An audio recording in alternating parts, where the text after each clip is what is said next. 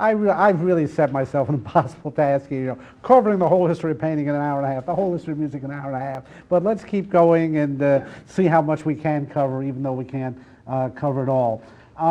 The topic of music in many ways is going to reprise the themes we saw this morning in the history of painting. The main book on referring to other than Cowan, again, Cowan has an excellent chapter on music. Though towards the end his taste in music gets a little questionable in my view, but what do I know about Mongolian throat singing? Although maybe that's in his next book. But this F.M. Scherer book, Quarter Notes and Banknotes, is really excellent. It specifically looks at the conflict between patronage and the market as financial support systems for classical music at its peak in the 18th and 19th centuries in Europe. It's filled with anecdotal detail, somewhat questionable statistics and graphs at times, but still you learn a lot from reading it.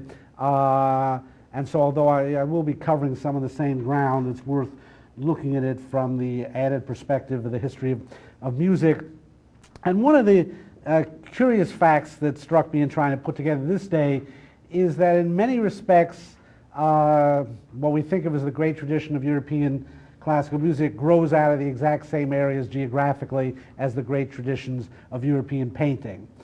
Just the areas we were talking about this morning, certain cities in what's now Italy, particularly Venice, but also Rome, and then the Low Countries, places like Antwerp, the so-called great era of Flemish polyphony. I mean, if you want to trace the classical music tradition all the way back, it basically goes to medieval Paris, and sort of about the earliest music recorded from the, I think, 11th century, Léonin and Perrotin from France. The music, Notre Dame was the great center, the so-called organa, the beginnings of medieval polyphony. Paris was one of the great centers of late medieval culture. But to me, European music starts to get interesting. The 14th and 15th centuries, centered around the court of Burgundy, and then in the area that's now Flanders, composers like Guillaume de Faye, and then, you know, to me the first great composer is Josquin de Prez, and the whole school of, again, what's called Flemish polyphony, Johannes Ockeghem, Jacob Obrecht, Heinrich Isaac, and then you get developments in Italy, again, specifically around Venice, Andrea and Giovanni Gabrieli, who were centered in the great cathedral of San Marco in Venice. We know exactly where their music was performed, and we can see it was written for that site. And then really the Baroque period starts with Claudio Monteverdi. The first operas grow out of Monteverdi in Venice, and Italian noble courts like at Mantua. So it's in a way a curious coincidence that you know, just as the Flemish Renaissance in painting and the Italian Renaissance in painting, we've got a Flemish Renaissance in music, and then Italian Renaissance, and the Baroque really begins in Italy. And is it just a coincidence? And the answer is probably no. That music and painting flourish at roughly the same time in exactly the same places, often very specifically the same places, like Venice, like the court of Burgundy, Maximilian I, really the start of the great Habsburg line, and then Charles V, the Holy Roman Emperor, patron of both art and music. So you get patronage as an issue here in these places, but also these were great commercial centers, and just as they could support the luxury of painting, they could support the luxury of music. Music requires money in a somewhat different way than painting does, because music requires performers.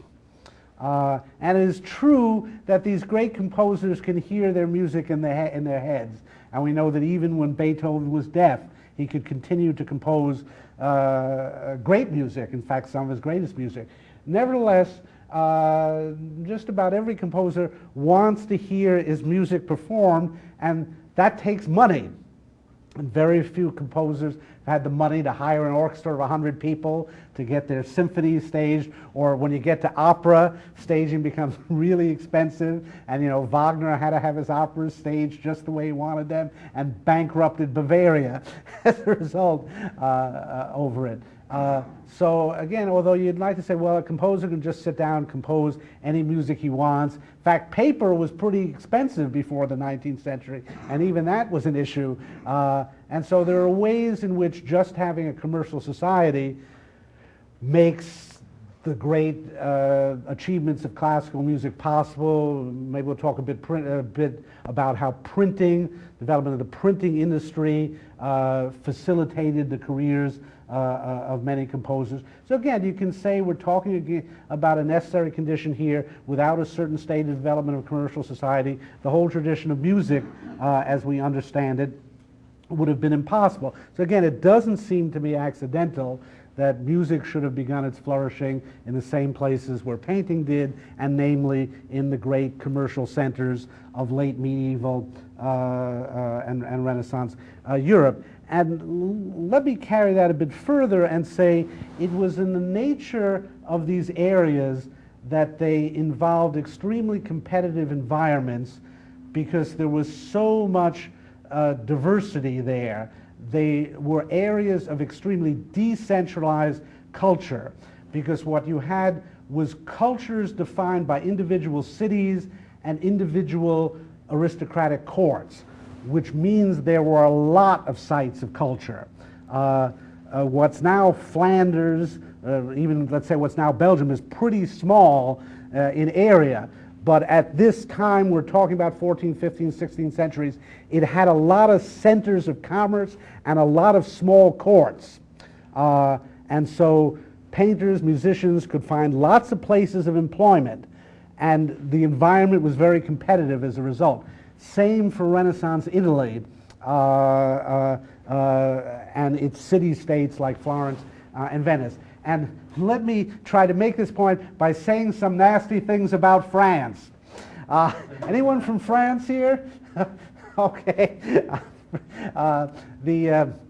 Someone asked me at lunch, why haven't you been talking about French art and French music? And time has come, and in fact I'll use it as a kind of example. Now let me say, I do like French painting, I do like French music. If you're interested in something relevant on French painting, Cowan's chapter has a wonderful discussion of how the Barbizon school and then the Impressionists broke up the monopoly of the French salon culture. But in a way, France serves as a good counterexample of what I'm saying, and helps me make the point I'd like to make now about both painting and music, that decentralization is a great advantage for the advance of culture, and decentralization is something that the market tends to produce, and especially produces it in opposition to national cultures, big state cultures, and France is our great example of a national big state culture.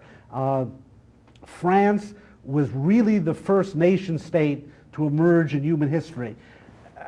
Nation states now occupy the globe, and they projected themselves back in history, and we think they've existed for all time. But in fact, there's nothing corresponding to a modern nation state till France beginning in the late 16th century and really coming into existence as a nation state under Louis XIV in the 17th century. And we really see in France, again, there's a lot of great French culture, painting, music, literature, architecture, certainly medieval architecture,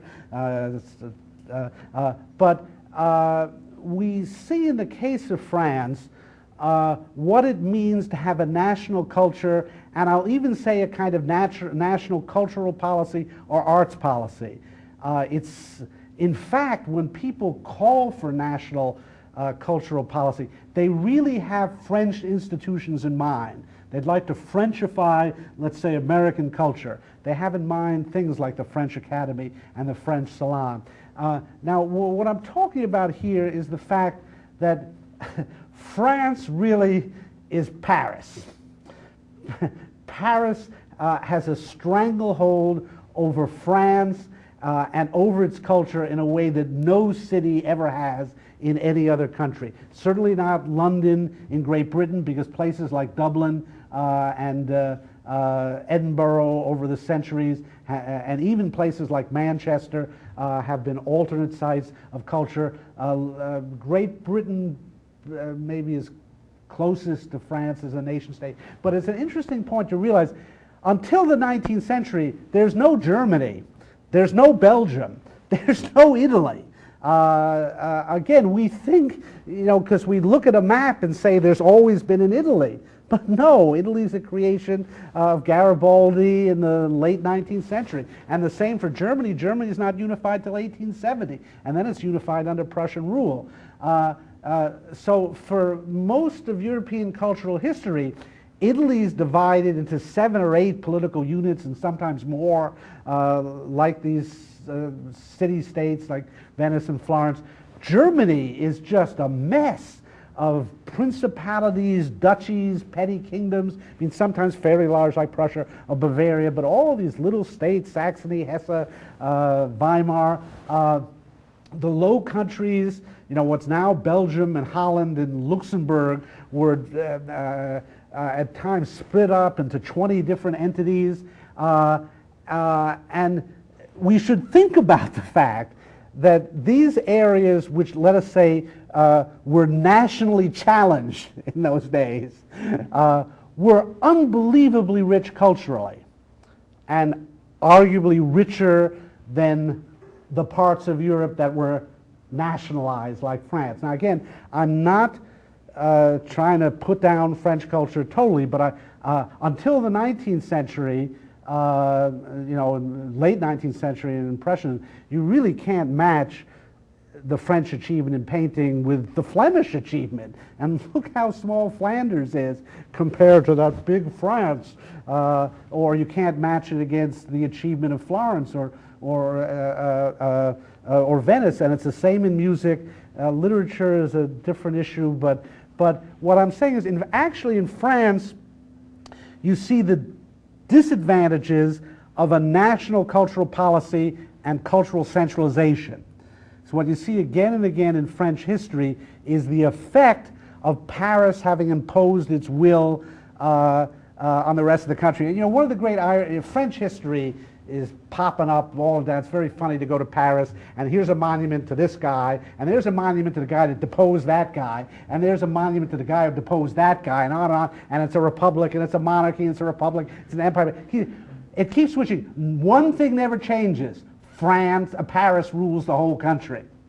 And whoever, is in charge of Paris, rules the whole country. And a tremendous centralization of culture there. So basically all the painting is in Paris, all the music is in Paris. And in many ways France is the model of an enlightened cultural policy. The French supported painting. They have this National Academy of Painting, and they have competitions, and if you won the competition, you were sent to Rome for years to study painting, and France maintained this beautiful villa, I think it's the Farnese Villa, or maybe it's the Villa de Medici, and it was great to win that prize. And the problem is, everything depended upon the taste of the people in Paris. And Cowan discusses this, how this salon culture in painting in the 19th century, where there was this big national show, and it was this great celebration of art and promoted the careers of artists. The problem is, all the paintings looked alike. They all valued these grand historical paintings. And it took a concerted effort on the part first of the Barbizon School, people like Courbet, then the Impressionists, to break this stranglehold of the French salon. And how did they do it? Through a series of commercial galleries and organizing their own exhibitions. So in the weak, in the areas deficient in nations, the Low Countries, the German areas, and Italy, you had this enormous cultural flourishing, particularly in music and painting. I mean, those areas absolutely dominate European painting and music for centuries because there's such diversity. Because there isn't just one court in Paris. You know, at this roughly the same time, there are 50 small principalities and other courts in the German territories, and they're all competing for talent, competing against each other. And so actually, I think France is an eternal lesson in the dangers of government support of the arts. Cowan's book, Creative Destruction, has a wonderful chapter called Why Hollywood Rules the World, explaining how French subsidies for the movie industry killed it, because they effectively was a form of protectionism. And by subsidizing movies, they took away their vitality. I think anyway, I'll let you read that. But you see that pattern again and again in French art. In French music, you know, there's a lot of good French Baroque music, and I love Marc-Antoine Charpentier, for example. But it doesn't compare to German Baroque music, and it doesn't compare to Italian Baroque music, and in part because French Baroque music was absolutely dominated by one man, Lully, who was made musical czar in Louis XIV's court and actually suppressed the careers of other composers like Charpentier. Now again, I love Francois Couperin, love Charpentier, some of Lully's music is good. I do not want to deny there's some quality here, but I think one reason it doesn't compare with Germany, for that one court, everything hinged on what triumphed at Versailles. Whereas in Italy and Germany, you had so many different sources of patronage and commercial sources of support. And so I think it's a very interesting lesson to see.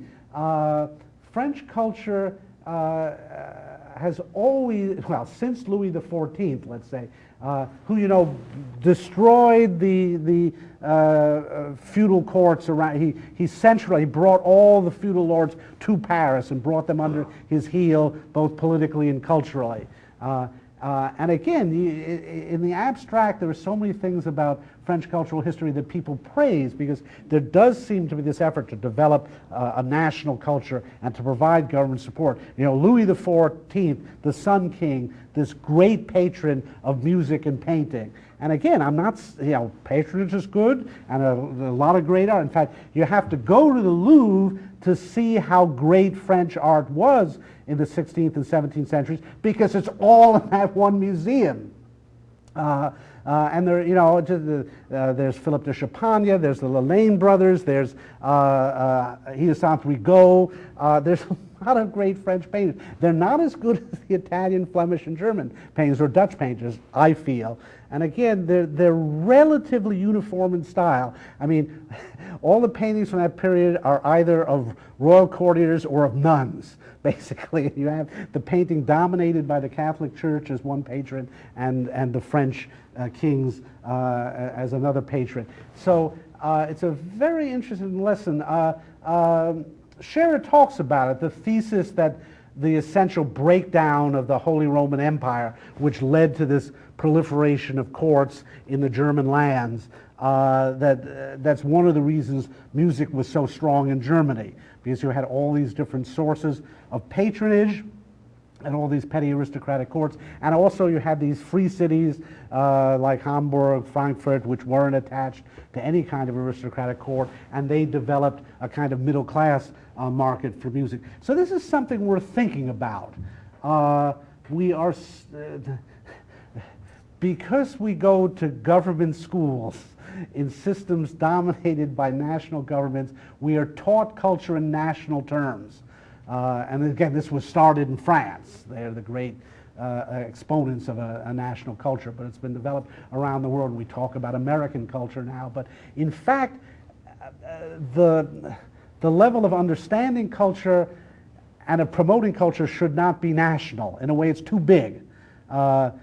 Cultures that are pursued in national terms tend to end up too centralized, and don't allow for enough competition and diversity, and that means experimentation.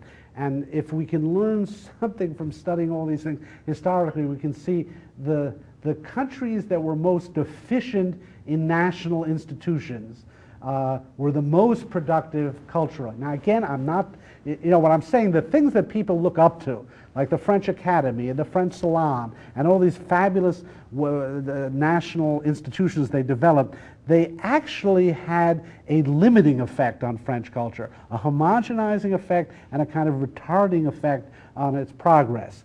And again, this is all relative. I'm not saying the French stamped out culture, but I am saying that what looked like support for culture and is admired by many people as a model, actually we should question if we look at the historical results. If these national programs were so successful and needed, Italian, German, and Flemish culture should have been disasters because they had no nation even, and no German academy, and no Flemish academy, but they, on the contrary, I think pretty much outperformed France in every area of culture. Maybe not literature, but that's another story. Maybe not drama. But even there, I'd say German drama starts to take over by the second half of the 18th century. So I'm not concentrating on France in my lectures because actually I offer it as a counterexample. Okay, let's come back to music. And again, this point that Cowan makes, that Scherer makes, that in fact when you look at the origins of the European classical tradition, they come precisely out of a kind of decentralized, unnationalized world of culture, and as a result, a wide variety of composers get a chance to compose and try out different things. And what we see is there are in fact many forms of support for musical culture, just as we saw as in the case of painting. And I'm not here to argue, again, that market support for music is the only way. In fact, we see patronage was very important in the development of Western music. The church was one of the primary patrons, and so you get a lot of sacred music being written. In fact, the first 250 years of musical development from the late Middle Ages, basically everything important is happening in sacred music. That's where polyphony is developed. That's where all the harmonic rules are developed. The most serious, for a couple of hundred years, the really serious music is being written for church use. So I must never underestimate the importance of church patronage in the history of Western music. And again, aristocratic patronage was very important. Opera as a form began in some of these petty Italian courts, like the one of the Duke of Mantua. Opera is the most expensive form of music to stage. It needs orchestras, it needs singers, and singers get paid a lot even then, and it requires scenery and so on. So the beginnings of opera are very much tied in with aristocratic patronage. But nevertheless, as with painting, almost from the beginning, you can start to see various forms of market support for music. Let me use the career of Johann Sebastian Bach as a means of illustrating really the amazing diversity of sources of income for composers, because in some ways he illustrates almost all of them. And in my opinion, J.S. Bach is the greatest composer of them all. It's an amazing family. As some of you may know, there were 6 generations of Bach composers, 3 before Johann Sebastian and 2 after him. One of his grandchildren, I think Wilhelm Friedrich Ernst Bach, was the last Bach composer, and he lived to something roughly around 1850, and the Bachs date back to about 1600. I think Johann Michael Bach is the first one. But it's amazing. I have recordings of at least 26 different Bachs who were composers, including 3 of Johann Sebastian's sons, Carl Philipp Emanuel, Wilhelm Friedemann, and Johann Christian, who were extraordinary composers. 2 of them, CP and J.C. Bach were more successful than their father, at least commercially. So this is one of those, if you ever have doubts that music is a genetic talent, the Bach family will convince you. So the word Bach was more or less synonymous with musician in central Germany in those days. You know, people would say, let's go out and hire ourselves a Bach for the town. And half the time that's what they ended up doing. So, I mean, if there ever was someone bred for music, it was Johann Sebastian, and he's just, you know, extraordinary composer. His output is enormous. But he ended up being supported in virtually every way that a musician can be. He was, for example, a performer. He was probably the greatest organist of his day. We don't have any recordings of him, unfortunately, but he was renowned in his day as an organist, thought of as one of the great performers.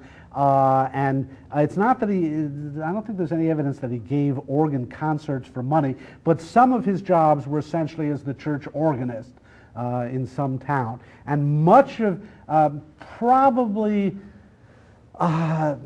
he worked more for churches in his career than any other institution. Let's see, he spent much of his career in Leipzig, and for a church position, he would be the Cantor of the Church of Leipzig. That was his title. He would play organ music, and he was responsible for all the music of one of these churches, and that meant basically producing a cantata a week. When we have over 200 cantatas by Johann Sebastian Bach. Not all of them are authentic, but there's at least 200, and that's because he was he had to organize the musicians, train the choir. Evidently, he played several instruments, including the violin and viola, and he just ran the musical life of churches at various points in his life, and it's a great example of church patronage and Protestant churches. And even the Catholic Church now has embraced the music of Bach, and it's at the hymns he wrote, the chorales he wrote, are at the center now of our church musical tradition. And an amazing amount of great music was produced because of Bach's affiliation with various churches, like the one in Leipzig. But evidently he hated these jobs. It was just a lot of work and a lot of pressure, churning out cantata after cantata after cantata. And you can watch him. He recycles the music. You will hear passages from his instrumental concerti rewritten as choral movements in the cantatas. Occasionally he may have lifted a movement or two from somebody else, and some of his cantatas we now know by composers like Telemann, and whether he was responsible for passing them off, we don't know. There was no musical copyright in the 18th century, and the concept of plagiarism was very vague. And so people like Handel, for example, Handel stole from everybody, including himself. But these composers were under great pressure, and evidently there was no greater pressure than working for a church. It sounds strange, but the market was like easygoing by comparison. And we know that Bach tried to get out of his church jobs whenever he could. And it's complicated. We don't have documentary evidence on this. We can just see what he was trying to do. It does seem that he was happiest under patronage when he worked for Prince Anhalt-Köthen. He had some years where he was a paid court musician, where he had to write music for his patron. That meant you got an annual salary, and you were under much less pressure. You did have to produce. You did evidently, well, you were a servant. You had to wear the livery of your lord, and we'll watch Amadeus tonight. You'll see, the way composers chafed under that regime. But many musicologists surmise that Bach was at his musical happiest in the so-called curtain years, and much of the music we most treasure from Bach evidently is from those years, and particularly his instrumental music. It's when he wrote his concerti. It's when he wrote, for example, the unaccompanied violin music. A lot of what's now is chamber music was written there, and maybe it's just surmise on the part of musicologists, but they feel that he was at his most ease at this time. And I'm not sure why he had to leave that position. He was at the court of Weimar at one point. One thing, let's take the example of his Brandenburg concerti.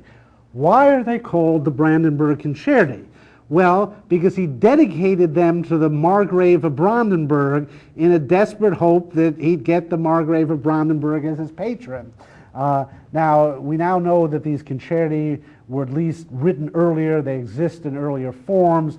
He rewrote them, but he had prepared a beautiful edition of them in score with a gorgeously engraved dedication to the Margrave of Brandenburg. And you read between the lines and it says, "Hire me, please hire me." And unfortunately, the Margrave of Brandenburg never did.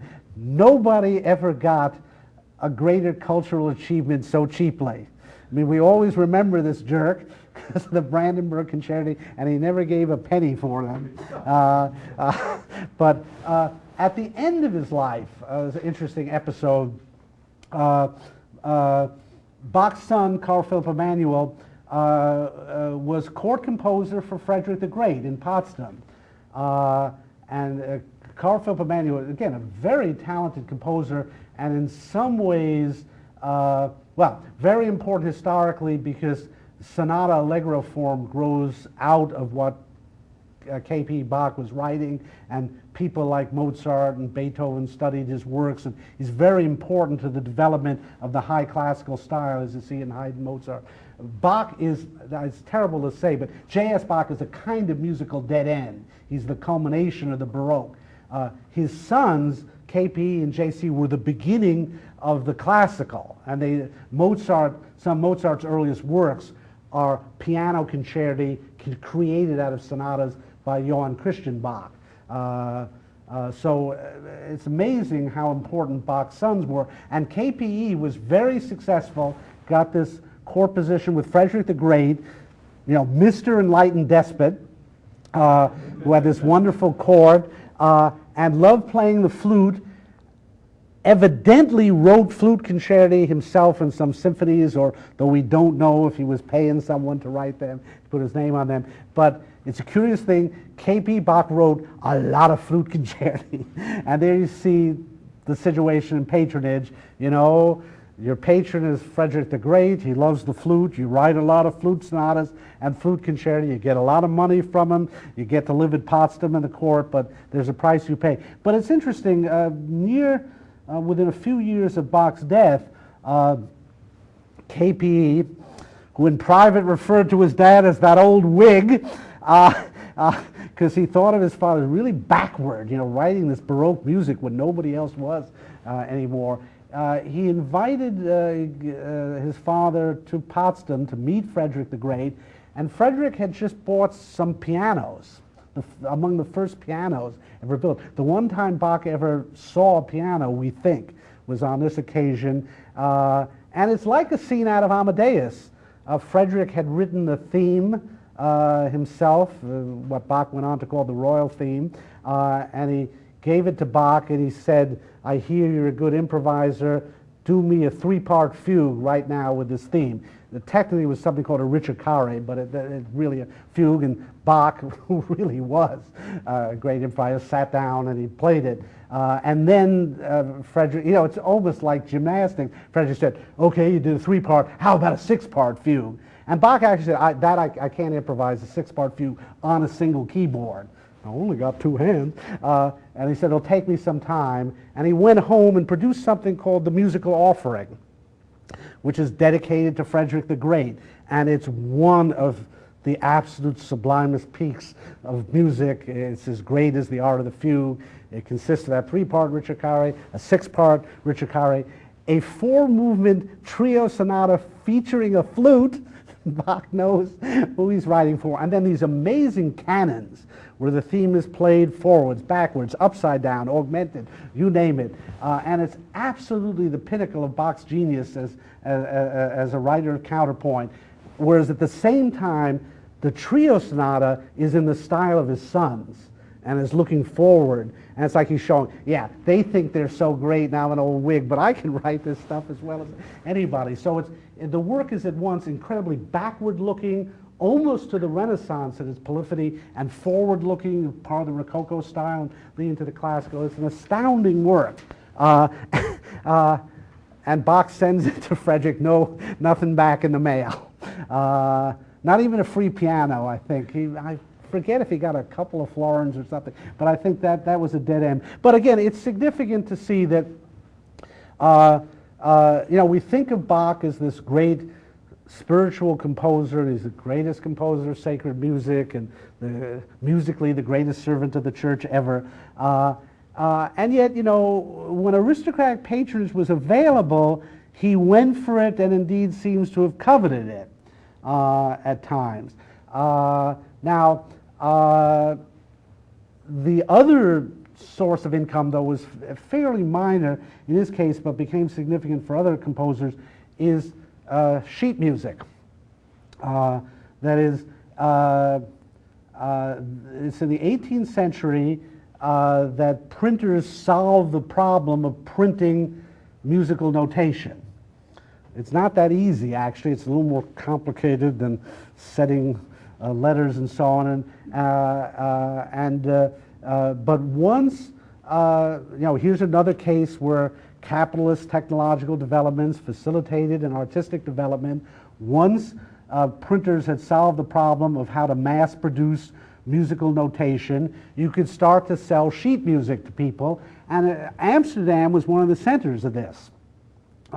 And so it's in the 18th century that you start to get composers writing music now for the print market, and that's an entirely new development.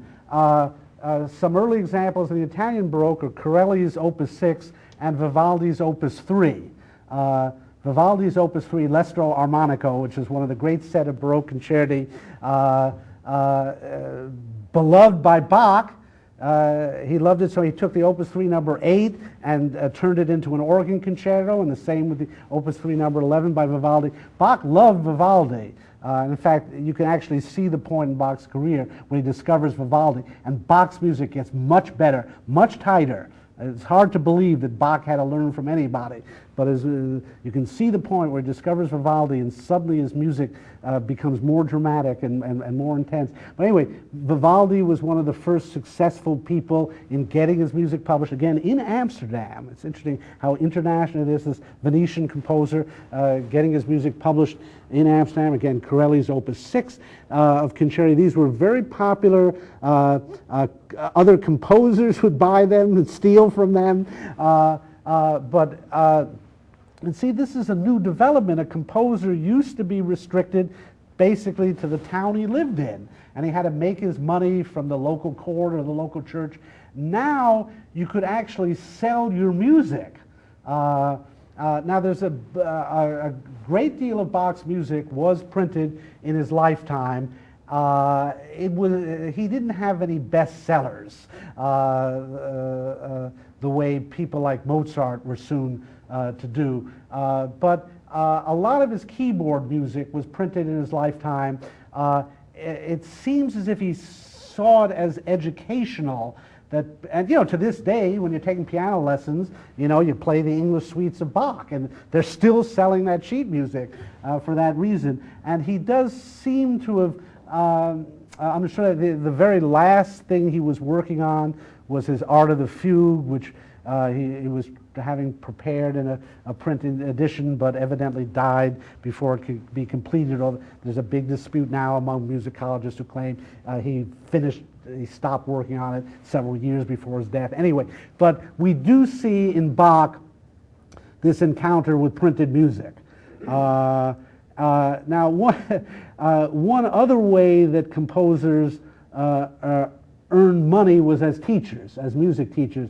Now, I'm not sure, I guess Bach took pupils, but he had so many children that homeschooling was enough for J.S. Bach. Again, he had over 20 children with 2 different wives, and at least 3 of them became major composers. And I think there are a couple more. I think maybe a total of 6 of his children became composers. So I don't know if he had time, but to take on other people's. But like one of the first things you learn to play, you take piano lessons, are pieces from what's called the Anna Magdalena notebook, the little Bach minuets and things like that. And they were written for his second wife and for his eldest son, Wilhelm Friedemann. These are pieces that he wrote to teach them music, so he was a bit of a musical pedagogue. Anyway, what I say, if you look at Bach's career, you know, there's no simple economic basis for it. It really covers all the bases, and you see, in a way, how fortunate 18th century composers were that they had so many different sources of income. And again, a lot of them involved still aristocratic patronage and churches, and there were reasons why, particularly in the German lands and Central Europe in general, you had a lot of sources of patronage because you had so many petty principalities, and of course the Protestant Reformation led to a proliferation of the churches and different sects, all of whom thought that music was important. Such a role in the Protestant church, the congregation singing hymns, having chorales played on the organ. So again, there's no way of explaining the genius of a J.S. Bach. As I said, there seems to be there's something genetic about it when you look at this extraordinary history of the Bach family over 6 generations. But still, you can see aspects of the environment, the economic environment, that were conducive to a diversity of achievement, and a little hint of the commercial element that is important. And you see it, Bach really was one of the least commercially successful and one of the least commercially interested artists of the 18th century in music. So there's I'm not pushing the commercial basis of art to the exclusion of all else. But if you look at some of the other composers, they were much more commercially minded. I gave the example of Vivaldi. Again, Vivaldi published 14 opus. We have opus 1 through 14 of his works. About half of them are sets of violin and cello sonatas. About half of them are sets of concerti. And these were being marketed for what we would say amateur performance. Now this is one of the great hard things for us to recapture in the world where when we want to hear music, we just pop in a CD or an MP3 or an iPod. But believe it or not, in the 18th century, they didn't even have radios. And if you wanted to hear music, you had to play it yourself. And so people who wanted to enjoy music had to learn how to play instruments. And you start to get instrument industries. Let's say the first piano was developed in the 18th century. By the 19th century, piano making was quite an industry, and the Steinway firm was founded in the early 19th century in Germany, for example. And so you start to get first harpsichords and clavichords, and people like Bach start writing keyboard music. By the 19th century, all the great composers are making money by selling piano sheet music. Beethoven wrote 32 piano sonatas because he could make money selling the sheet music. And here you see the importance of a publisher. Beethoven didn't stand around the streets of Vienna saying, buy my sonatas. No, he had to operate through a publisher who actually, did the editing and printing and the distribution. It's actually amazing to see how commercialized the piano industry was already by the 19th century. You had celebrity endorsements. It's absolutely hilarious. Every piano firm wanted a famous pianist, just as to say now, I play a Steinway piano, or I play a Yamaha piano, or Sviatoslav Richter plays Yamaha pianos. Then it was Franz Liszt plays Broadwood pianos. If you go to Budapest, there's a wonderful museum of Franz Liszt's apartment, and it has all the gimmick pianos that piano manufacturers sent him. Pianos that stand upside down, pianos combined with organs, pianos that have desks in them, so he could write music while playing the piano. It's really hilarious, and you see all these efforts to get Liszt to endorse Liszt, the greatest concert pianist of the 19th century, to endorse your brand of piano. And you can bet Liszt was taking money under the table from the different piano companies. And so, I mean, it's the world of classical music was so commercialized, especially by the 19th century. And again, to go back to Vivaldi, you already see this pattern of writing music that people can play at home, because so it's melodic, it's pleasant, they're going to enjoy it, and maybe it's not too difficult to play either. You see other composers, basically by the 18th century, all the modes of commercially making money in music are in place. Georg Friedrich Handel, or George Frederick Handel, as the British call him, was enormously successful. Actually went bankrupt a couple of times, but overall he died a wealthy man because he was great at organizing subscription series. Again, something we think of as very modern, the subscription series at the Met or something like that. This was thought up by 18th century entrepreneurs. It costs money to mount an opera, or in Handel's case, these oratorios, which take the same resources as an opera. You need singers, big chorus, and an orchestra. And so what he would do is announce a series of concerts and get people to pay for them ahead of time. I mean, if you're a classical music fan like me, you have to do this. And you put up sometimes hundreds of dollars ahead of time, and what a crazy thing to do. Well, now actually it's pretty routine, and you pretty much know if you put up the money, the concert will take place. 18th century, things are a little wilder than that, and it took a while to regularize this, but people like Handel came up with the idea. Mozart was big on this. Mozart would give piano concerti, series of concerts. The aim was to sell them out before the concert, and really the aim was to get the money and figure out if it was worth giving the concerts. And sometimes the problematic aspect was people would put up their money and there wasn't enough of it and the artist would disappear. But this very commercial idea of subscription concert already develops here. So you got a lot of success in that respect. Let's look at Mozart as an example, because we're going to see Amadeus tonight. Mozart's a figure who's been romanticized. In some ways, Amadeus, as a movie itself, does it, and he's been assimilated to this archetype of the lonely, misunderstood genius. And the legend is he died poor and was buried in a pauper's grave. That's absolutely untrue, as it turns out. He had a normal burial. And he was enormously successful commercially during his lifetime. His problem wasn't on the income side. It was on the expense side. He made a fortune during his lifetime. Unfortunately, he spent a larger fortune. If you go to Vienna, they got a wonderful house museum for Mozart. Mozart had an apartment. I mean, it would cost 4,000 euros a month now, probably, in Vienna. In prime location, right next to St. Stephen's Cathedral. It's about 8 or 9 rooms.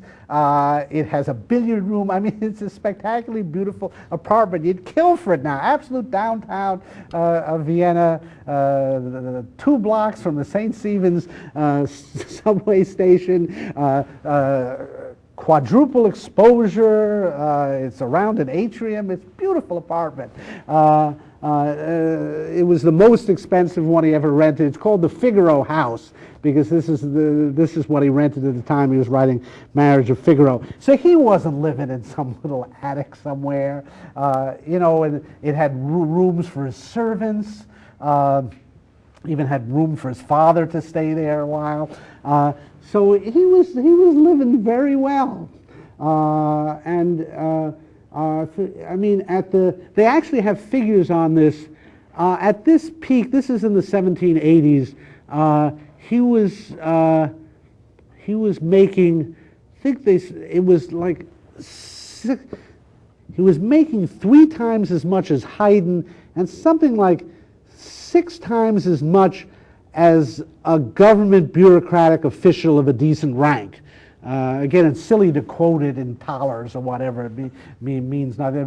But he was making a lot more money than a solid middle class government official would at the time. And really embarrassing. They compare it to a provincial school teacher, and Mozart blows that figure away completely. So, in fact, he was very successful commercially, in part because he was a wonderful performer at the piano and on other instruments, and he would organize these concerts. But he's one of the people who made a lot of money selling his music in the form of sheet music. Scherer quotes a wonderful letter from his father on the subject when he writes to little Wurzel, when you have no students around, for God's sakes, go out of your way a bit to compose something that will enhance your fame. But short, easy, popular. Talk to a publisher and see what he would most like to have. Perhaps easy quartets for 2 violins, viola, and cello. Do you think you demean yourself writing such things? No way! If you think that's a mistranslation, it probably is keineswegs in the German. The little piece is big when it is light and flows naturally and is well rooted in fundamentals. Composing in that way is harder than composing most incomprehensible artificial harmonic progressions and songs that are difficult to sing. Take that, Arnold Schoenberg. This is amazing. Leopold Mozart giving his son very good advice, actually. And, you know, again, here you could say, oh, commercial debasement. His father is telling his son, dumb it down. You got to sell the sheet music. But the result of this was the Haydn quartets. You know, some of the greatest string quartets ever written. They are playable by 18th century home musicians, but they're fabulous music.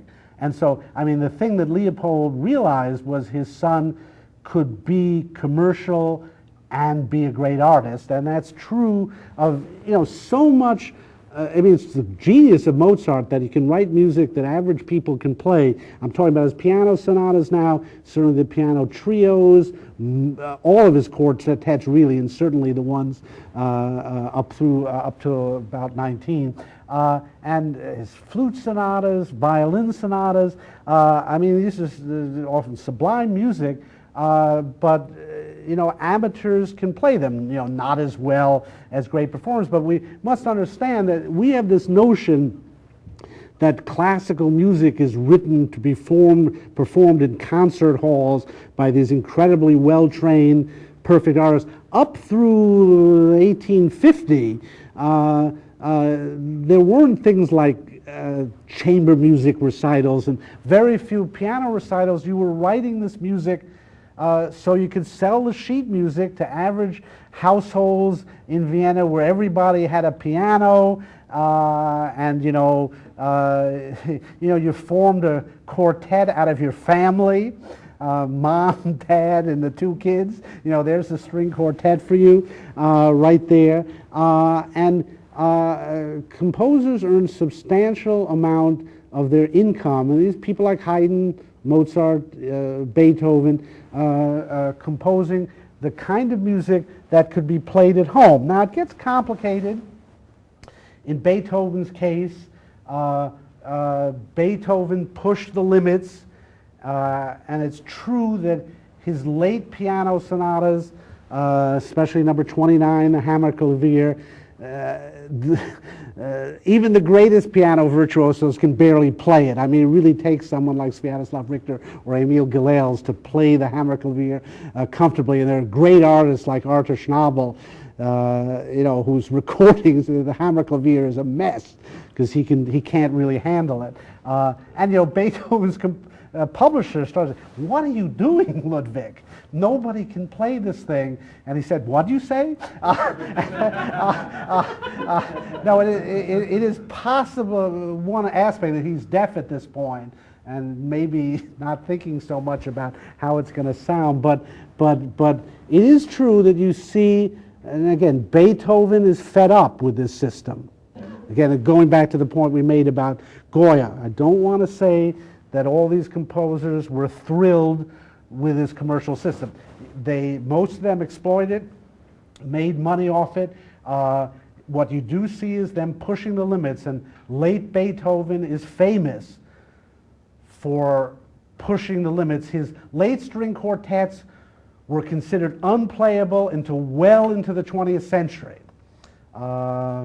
It's the great Arnold Rosé Quartet that I think was the first that started playing them in public, and it's really not until after World War II that you start getting recordings of the Beethoven late string quartets where people can handle them with relative ease. The violin parts are so difficult, so on. So what you can see in late Beethoven, and that's in these late piano sonatas, really chiefly 29, but the last 4 as well, and in these late string quartets, that's from the 12th string quartet through the 16th. You can see he's not following Leopold Mozart's advice anymore. The stuff is very difficult to play, and it's very difficult to comprehend. I mean, we are used to them now, and it's sublime music, but it sounded very weird to people then. I mean, I'm just trying to picture, I could play the Pathétique Sonata with these tiny little hands when I was 11 years old.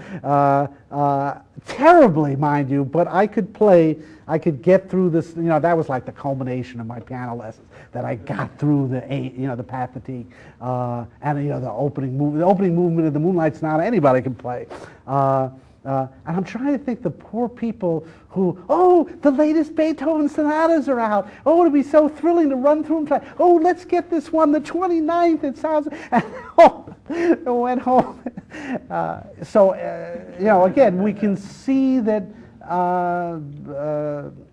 the commercial system didn't always work, and the composer like Beethoven became upset with it. But there's this odd thing that musicologists have celebrated Beethoven precisely for this.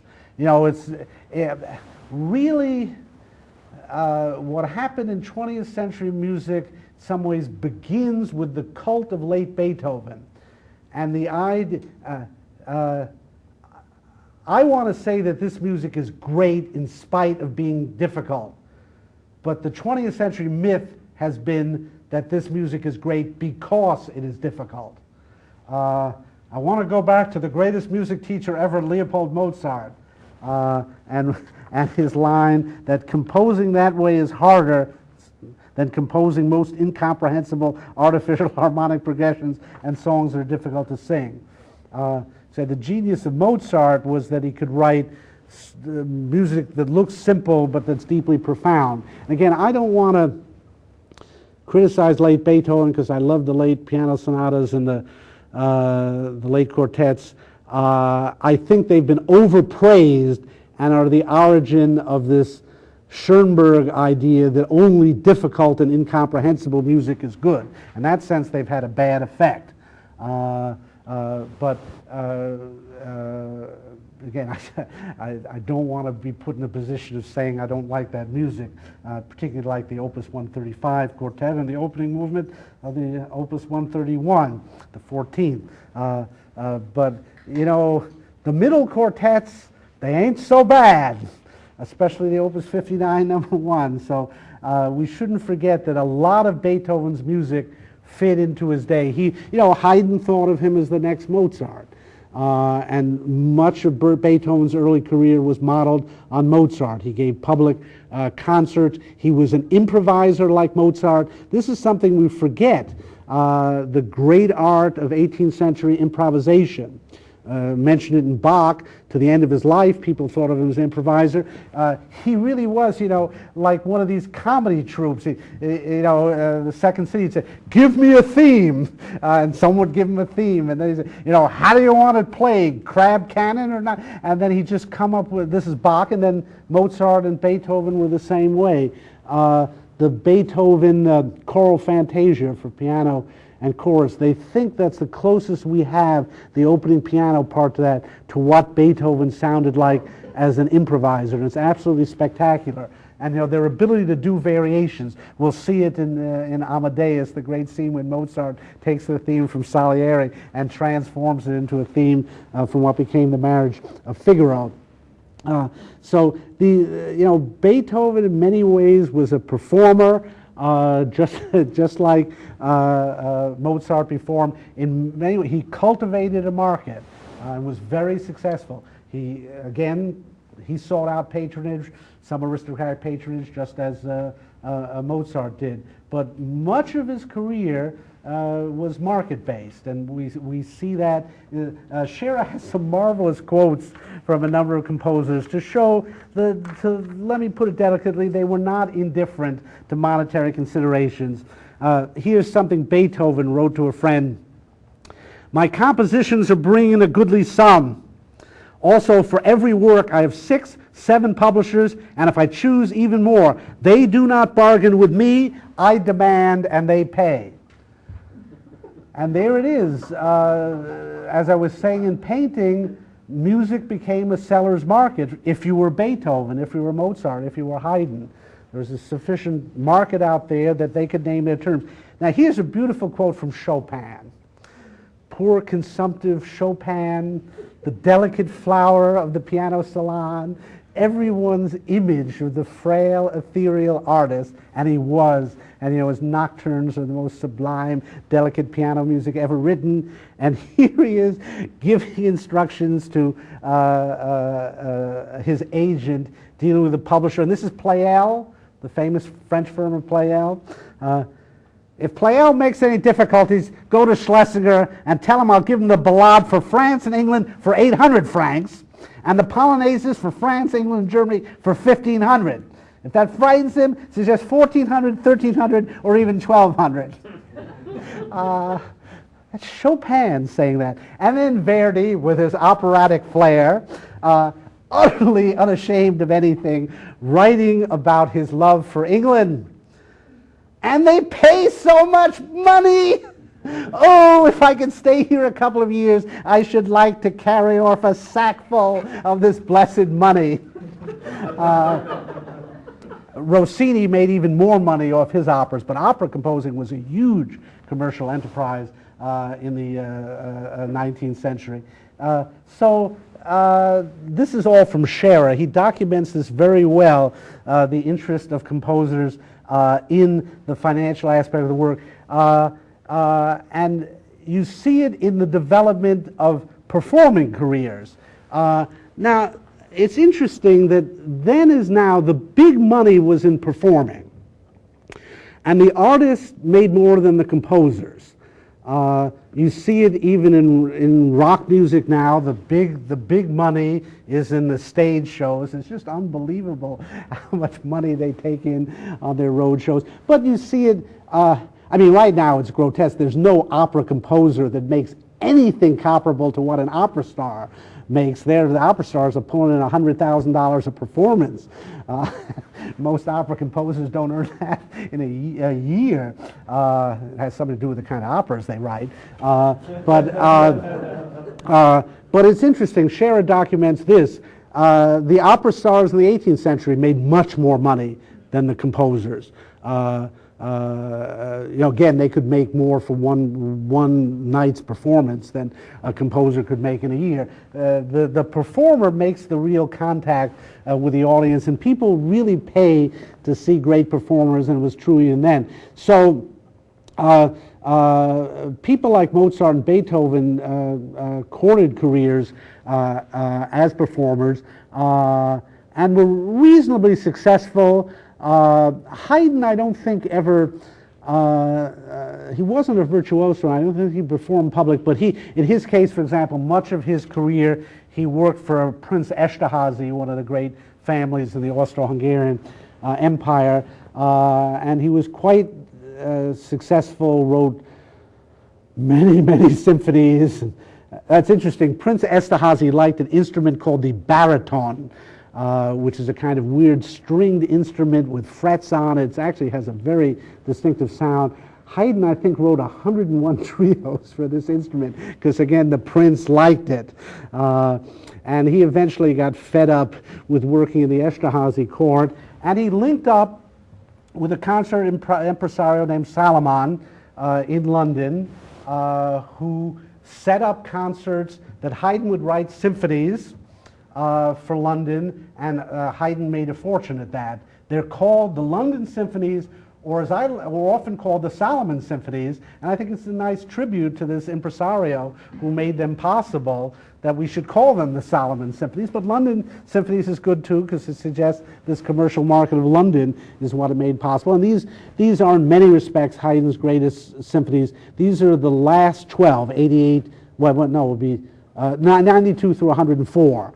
The London Symphonies, and there are nice sets of recordings of them, and it's the high point of the pre-Beethoven symphony are those symphonies, and really was pushing the form in remarkable ways, and that's all due to a smart entrepreneur who saw an opportunity and linked up London with Haydn.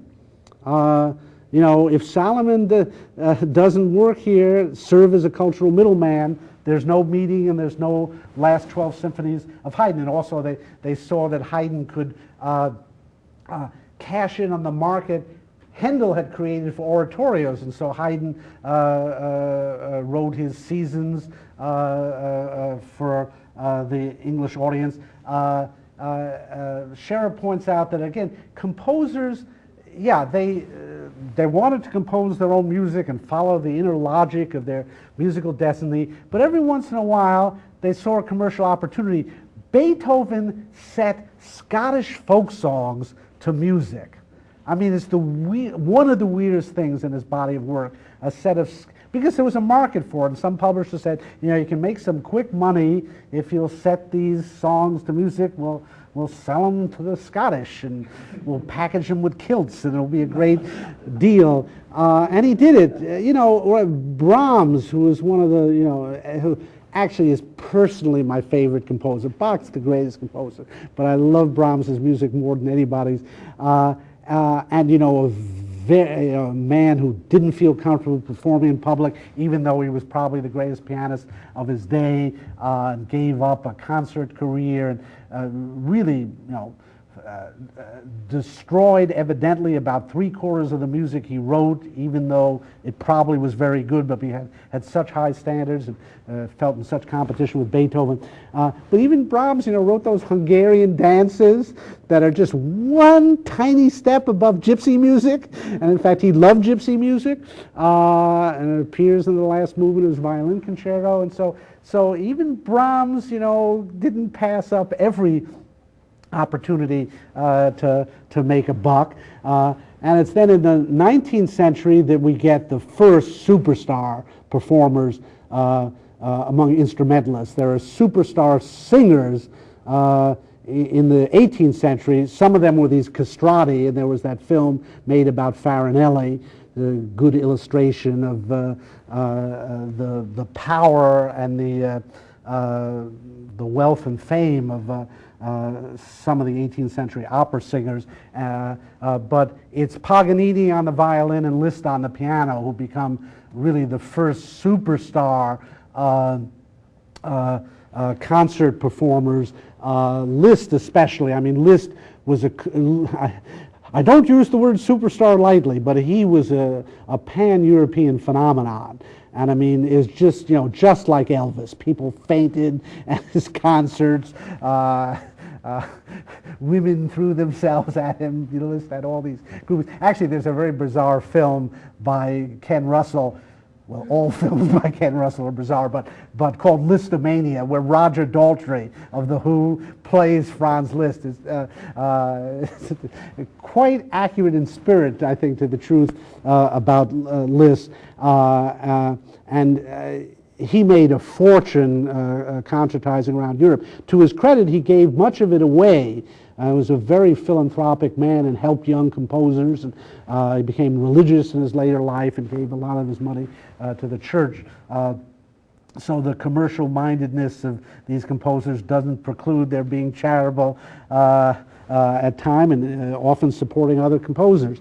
But we see, it's in the 19th century that the sort of concert infrastructure as we know it reaches full development. It begins in the 18th century. It's when you first start getting these subscription concerts. It takes a great deal to make a career in music possible. It takes businessmen. Now, there's Scherer has a very weird, in some ways ominous quote from Beethoven that I want to read to you.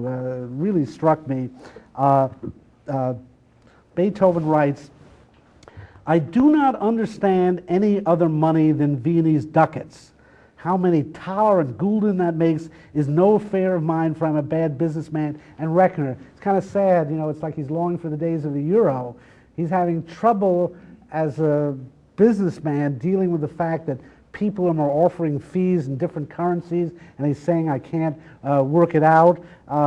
This is true that I work with a concert series in Charlottesville, and often when we're dealing with European artists, especially we get a lot of Russian artists, somebody says, how much is that in rubles? And then when we give them the answer, they sign immediately. But I do not understand any other money than Viennese ducats. How many Thaler and Gulden that makes is no affair of mine. For I'm a bad businessman reckoner. There ought to be an artistic despot where the artist need only hand in his artwork in order to receive what he asks for. As things are, one must be half a businessman. And how can one understand? Good heavens, that's what I really call troublesome. It's a very sad and ominous moment. And it really points to something I was talking about. There ought to be an artistic despot. There ought to be an artistic depot, excuse me. But in any case, where the artist need only hand in his artwork. Oh, it's even worse. There ought to be a kind of bureaucratic, or there ought to be an artistic depot where the artist need only hand in his artwork in order to receive what he asks for. See, I mean, that's you see the impetus behind artists. They are troubled by the commercial aspect of their art, and they'd like to have someone else handle it. It's like saying, let the government handle it. Can't I just write the music I want, and then I hand it in, and they'll give me a check in Viennese ducats for it? The obvious problem with that is, how will the depot know how to tell Beethoven from Hummel, let alone from Cantor or somebody who can't compose whatsoever any good at all? So this is by and large, artists don't go into art because they're businessmen. And so they are uncomfortable with it. And this is why increasingly in the 19th century, artists began to call for various forms of government support of the arts. Here's an even more ominous quotation from Richard Wagner. the most ominous artist of the 19th century. Wagner, greatest opera composer ever, but began in the commercial world of opera. Decided he had to stage operas in a way that no one had ever done before, and it would require more money than ever before. And fortunately, there was mad King Ludwig II of Bavaria, who was willing to support Wagner and made his dreams come true in 1876 at Bayreuth in the theater Wagner had specially built for him. You see here the impulse of the artist to have things exactly the way he wants them. I'm thinking, when Wagner's first opera in his Ring cycle is Das Rheingold, and it's got to be real gold. I can just see him saying, oh, we can't just paint it gold. That's got to be, I want $10 million worth of gold on the stage there. That's why opera tickets are so expensive and why they ask for government subsidy, because we got to have real gold. We couldn't just paint it gold. And here's Wagner writing to a friend after he had just started getting money from King Ludwig II. How can you speak to me of the future? My manuscripts are locked away in some cabinet. He was so worried that no one would ever produce his operas because they seemed unproducible.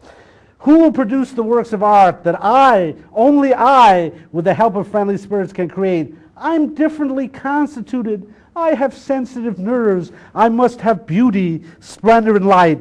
The world owes me what I need. There it is. He says it. I can't live in a miserable organist position like your master Bach. Is it an unreasonable demand, therefore, when I ask for that bit of luxury which I may crave? I will prepare for the world 1,000 pleasures. Think back to my caveman. He said, you go out and kill a mammoth, I'll sit in the warm cave. I mean, here's Wagner. Wagner had to be dressed in silk at all times. He could not compose if he was not dressed in silk and sitting on silk, the finest silk, I might add. The world owes me what I need. Now, this is the prelude to the 20th century here. Just think, we traveled a long distance since 2 o'clock. I mean, artists began, musicians began as servants in the court, Bach working for a church in a humble position as an organist, Mozart and Haydn working for aristocratic patrons. They had to use the servants' entrance, quite literally. There's the famous moment, emblematic moment in the 19th century. Goethe, who was no mean artist himself, is standing with Beethoven, and some petty German prince comes by, and Goethe bows, and Beethoven stands defiant.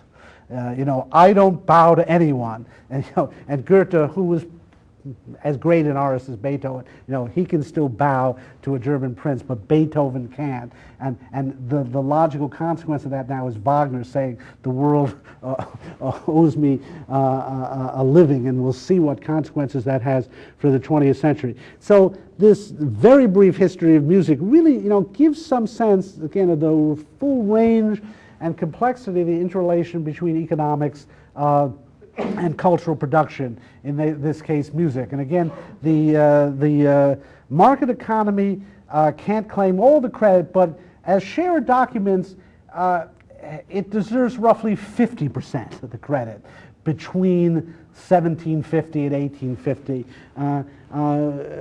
We think of patronage from aristocrats in the church as so crucial to the development of music, but it turns out that a lot of the support came from commercial methods. Opera was aristocratic in many areas, but quite middle class in others.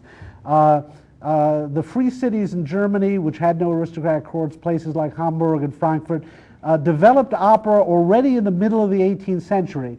Someone like Telemann was writing operas in Hamburg in what was largely a middle-class environment where middle-class merchants got together, financed the building of the opera house, financed the season, helped run it, much as opera is run in some ways in the United States now, though with government subsidies. But again, I think both Cowan and Scherer are very good at pointing to the institution of music publishing, which we tend to neglect because, you know, playing music at home from sheet music, it's almost become an extinct institution, unfortunately. But it was very widespread, particularly in the German-speaking world, particularly in the Austrian lands. Schubert, for example, did not write his songs for great artistes to sing on the stage. They were written to be sung at home, people to enjoy these songs at home. The piano accompaniments to Schubert's songs are very beautiful, but they are, by and large, very easy to play. And I was really surprised when somebody once asked me to accompany her in some of the songs from Winterreise. And again, I am just absolutely awful as a pianist, but I could hack out some of, you know, with a little practice, I could hack out the piano parts to most of the Schubert songs. And evidently, you know, he was big on performance at home, would debut the songs himself in his own rather weak voice. That aspect of the commercialization of music was really crucial at this time. And there was an extremely widespread publishing industry beginning in Amsterdam, eventually centered in Paris and London, but also Vienna, and the you know, great editions throughout the 19th century of the Beethoven sonatas, of the quartets, and so on. And there was a lot of money to be made in that, and many of the composers were able to derive a substantial portion of their income from that aspect. Now again, there are frustrating aspects of that, and we see someone like Beethoven rebelling against that. We see, as in any publishing field, quarrels between the composers and their publishers, but the publishers were not simply negative. Often they performed the key role of entrepreneurial middleman, and they were able to link the composers up with a potential audience and, you know, say to Brahms, you know, I think there's a market for some Hungarian dances, or to say to Beethoven, I think there's a market for some Scottish dances. I know you really want to write that Ninth Symphony, but, you know, write the Scottish dances, we'll pay you enough, you can go off and write them. These were actually at two very different places in his career. But you see the point that in many cases these composers were able to write music that was popular in their day and saleable because it was easily comprehended and easily playable, and that financed the careers that went on, you know, like Beethoven going on to write his incredibly profound late piano sonatas and late string quartets. So again, what I'm saying is that the composers paid a price for this commercialization, in some ways chafed under the system, and yet it did free them up in new ways. Bach, in an earlier system, had to churn out a cantata a week for his church job, and so maybe Beethoven had to churn out some Scottish songs and Brahms had to churn out some Hungarian dances. But it allowed them to have probably overall careers that were freer than Bach, even though he was ultimately the greater composer in that respect. So again, these commercial pressures were not always negative, and in some cases they produced some very wonderful works of art. Again, when you realize that Mozart's piano concerti and Beethoven's piano concerti were written for themselves as performers. You know, they're some of the greatest piano concerti ever written. Even Brahms's piano concerti were written for himself, and they were unplayable for a lot of other pianists. Brahms had extremely strong fingers, extremely independent fingers, and his piano writing is some of the densest ever. It requires all 10 fingers. I mean, all piano writing does, but every finger has to be intelligent and working. And to this day, Brahms' second piano concerto is one of the hardest piano concertos, and the first for that matter. And he could do it. And so, you know, a lot of these great works we have were written for showmanship, to encourage the public performing career of these artists. So the commercial pressures often produced exactly the highest forms of music that we appreciate today. So I'll stop here. take a few questions, I hope. Yes. Can I ask two questions, one on Brahms and the other on Clifton. But first on Brahms, I recall reading some correspondence between Brahms and Professor Schumann where he was sort of drawing attention to the irony that she was able to make a great living as a concert pianist and was in demand all over Europe and wealthy for it and other things. And that he was not just cut out for performance at all, but that he was stuck spending a lot of his time teaching. Yeah. So I wanted to ask about it's plenty. You didn't really raise, I don't think, about the role of teaching. Yeah, Scherer discusses that, and if you want to go into in detail, it's in his book. I started it, and then there's just so much to cover. But yeah, one of the ways composers earn money was as piano teachers and vocal teachers and so on.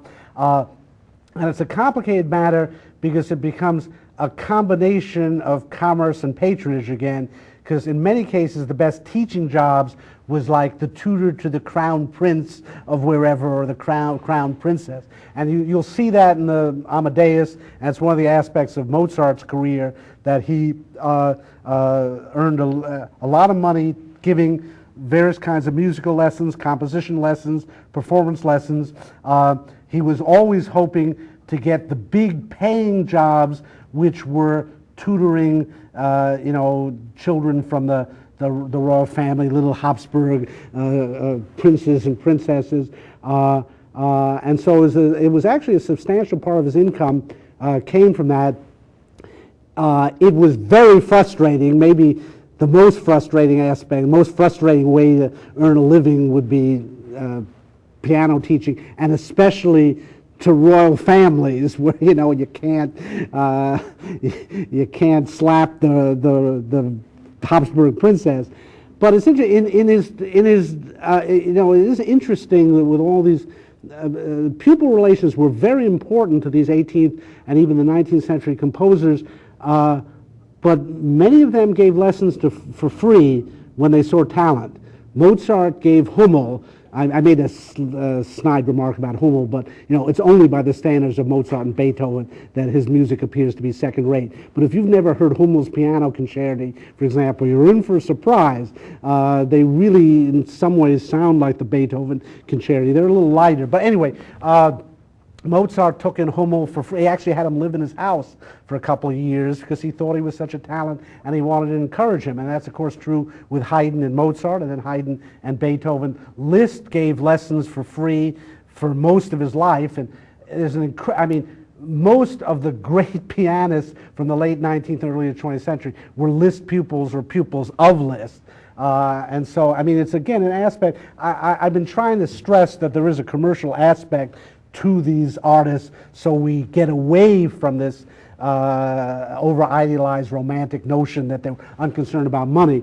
But let me equally stress that, as I was starting to say about Liszt, many of them were very generous with their time, and especially generous as teachers. So it was a major component for Mozart and for some other composers that you could earn money teaching. And then, of course, by the 19th century, you start to get musical conservatories and people getting a steady job as a professor of music composition or music performance. And by the late 19th century, you're starting to get the link between the academy and classical music, which has played out in some negative ways, I think, in this century. Let me ask a second Oh. on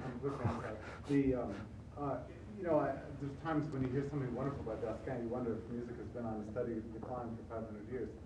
And your point that it's pre-commercial music in a way is interesting, and it makes you wonder about a kind of mental experiment if the technology had permitted it, and Renaissance polyphony had been able to be marketed to parishes around the world. Would it have changed it? Would it have been different kind of music? You got me there. Why would it have changed? Well, I'm wondering if it would have changed. Yeah.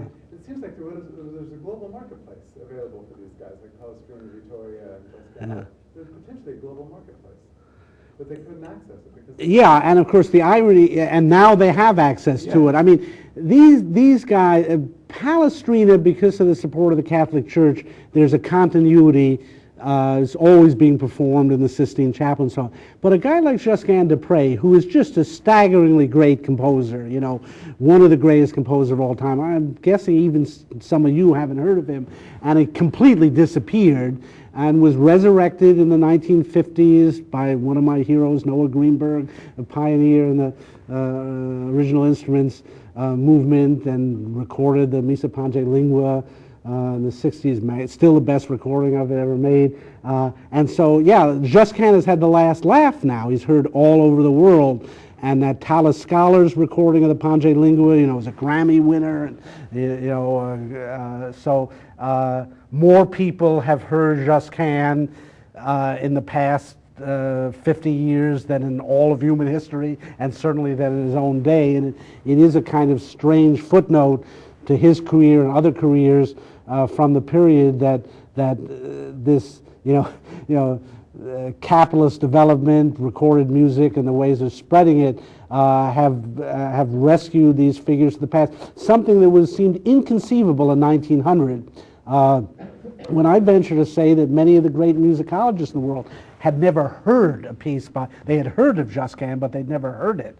And now, you know, there's 50 titles of Josquin that are available, readily available. Missa Pange Lingua, his greatest work. Yes? When is copyright and do you think they are necessary for us? That is a very complicated question. Even the sheer, I know that I know the British situation with regard to literary copyright, and that really is a creature of the late 18th century, around I think the 1760s. When music, there's no music copyright in the 18th century. I suspect it's quite late. And it really probably isn't well into the 20th century that you start to get international music copyright. You know, the issue of copyright is incredibly complicated, and there's much to be said for it, and there's much to be said against it. And of course, the real problem in talking about it is you can't talk about it in the abstract. You really have to talk about how long. And that's where the great disputes are. How long does a copyright last, and is it renewable, and so on. And I've listened to arguments on both sides, and I've not made up on my mind on what's the ideal state of copyright. Having said that, 21st century technology has simply made copyright obsolete. And we can argue about this all we want legally, but the cat is out of the bag, and once you have digital reproduction and things like that, we have not had copyright for the vast stretch of human history. It's basically an institution of about 200 years. You notice, by the way, it was incorporated into the U.S. Constitution. I mean, it's so serious that these founding fathers took it. But, you know, when I look around me today at iPods and sampling and whatever, copyright simply cannot survive the current technological state of humanity. It is a creature of the book, of the printed world. It is copyright. And it took a long time, even after printing, for it to be established as a principle. For most of the English tradition, the common law tradition, publishers held in effect the copyright.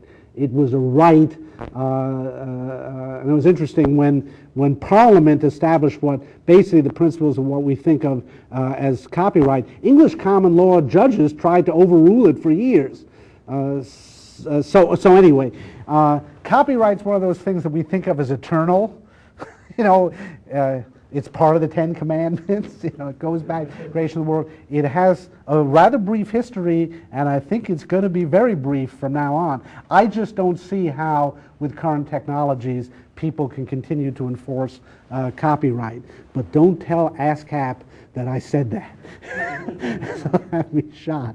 And they're probably listening to this even now. But I just don't know. I'm not a legal scholar, and I really don't know enough about copyright law. But my gut feeling is, how can it survive the infinite and perfect reproducibility of the digital world and the internet and things like that. So we'll see. There's going to be lots of legal battles over this, and I hope not to be involved in any of them.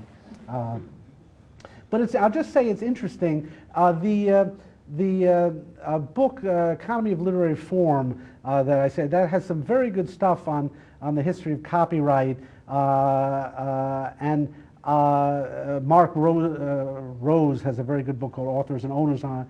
It's very interesting. You know, I'm an author. I published Gilligan Unbound, some other books and articles. You know, my attitude, I don't want copyright.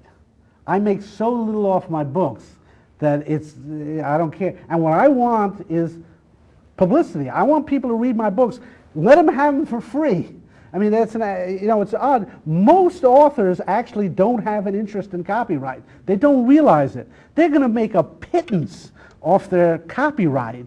And I would be glad if people just stole my books off the internet or whatever.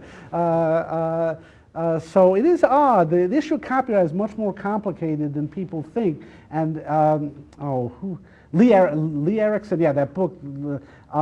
He actually has a brilliant discussion of which authors supported copyright legislation in Britain and who opposed it and for what reason. And he really shows that authors have mixed interest on the issue of copyright.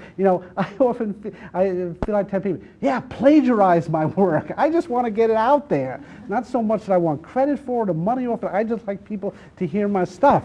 So it's why I've ended up feeling conflicted about the issue of copyright. One note on that is the marketplace, at the time of Mozart and Beethoven, didn't struggle necessarily with piracy. If anything, they wanted the copyright of publishing. Where today's marketplace is very different, because piracy of a $500,000 movie is detrimental to the marketplace in terms of just that movie, although it creates a new marketplace. Yeah, it's very complicated, but I will say, piracy was an issue in Mozart's day. It went on all the time. Handel is the most notorious example, because he stole from all sorts of Italian Baroque composers. It's really, when you break down some of his oratorios, you see this stuff is taken from all over, but it was an accepted practice. It was called pasticcio, that was the name for it. Vivaldi wrote these pasticcio operas, where he just took arias from other operas, strung them together around another story, and gave it a new name, and that was his opera. So piracy was quite serious then, and frowned upon. And that's what led to copyright legislation. Was artists complained about this. But it's interesting when if Vivaldi had had a copyright in perpetuity, no one would have heard of him today. Because, of course, with the Vivaldi revival in the 50s, people were just stealing all this music. And, no royalties to the surviving Vivaldis in New Jersey. And so, if I were Vivaldi, I would prefer that situation that, he's ended up being one of the great composers that everybody knows now, because he never had copyright, and it would have lapsed by this time anyway. So, say your financial interest is sometimes in tension with your interest in fame. Erickson is very good on discussing that in that book, The Economy of Literary Form. Really made me rethink the whole issue. So I recommend that. And he shows how short-sighted he feels some of the authors who argued for copyright turned out to be. Anyway, didn't expect. Very much, Dr.